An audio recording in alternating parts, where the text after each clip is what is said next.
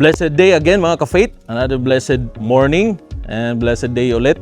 So meron tayo ditong bagong project na bar counter, no? Dito lang, malapit lang sa planta namin sa Carmona, Cavite. So it's a small bar counter. Binablog namin para maging aware kayo na this is a newly launched product namin na just this year, January, around December or January, yung metallic epoxy modular cabinet, no, na ang kaibahan lang, no, is we're using our product, our self-leveling designer epoxy. So gaya dito, this is a metallic epoxy design. We use it for our modular project. So as far as I know, kami pa lang po, no, dito sa Pilipinas ang gumagawa ng modular cabinets using metallic epoxy. So what's the advantage, no? With our metallic epoxy, you can create unlimited design, no? So unlike sa mga traditional na melamine board, very limited lang yung mga colors, no? Nahirapan tayong maghanap sa gusto nating mga kulay.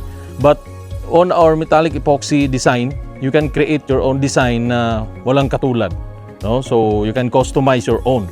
So gaya dito, we have a small bar counter.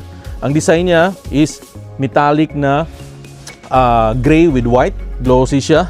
Yan, as you can see. So it's not common na makita nyo sa market yung ganito na klase na melamine board. So ang substrate niya, it's still the same. It's 3/4 or 18 mm na marine plywood, no? So na laminate namin siya ng metallic epoxy. So yun lang yung pagkakaiba niyan. And also we have this countertop.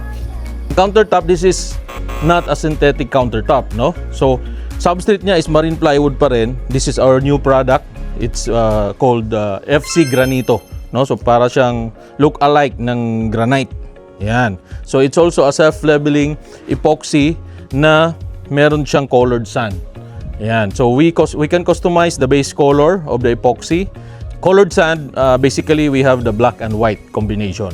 Yan. So as you can see, yung dito sa loob naman, traditional or the standard, no, na melamine board na white. So hindi po siya epoxy. Ito po yung standard color ng melamine board. So we're using a marine plywood na single face. Yung kabilang side niya, yung standard na nabibili natin sa mga depot is white lang siya, no? So basically ang pagkakaiba lang sa project na to or any other modular cabinets is the aesthetic, no, na ginamitan namin siya ng metallic epoxy. So you can avail our products and services, no? Either you want us to do the complete set of modular cabinets, or if you are a cabinet maker, you can avail also yung board namin na meron ng metallic epoxy. Kung ayaw nyo na kayo yung gagawa or magbuhos ng metallic epoxy sa boards nyo, you can buy from us yung board na meron ng metallic epoxy design. And you can use your standard or traditional tools, circular saw, paano siya tabasin. So it's just the same kung paano kayo bumili or paano kayo magputol ng melamine boards or laminated boards, no? So we can customize the color, we can customize the design, no? Any color, any design, we can customize for you. Okay? Thank you once again mga ka-faith. God bless everyone.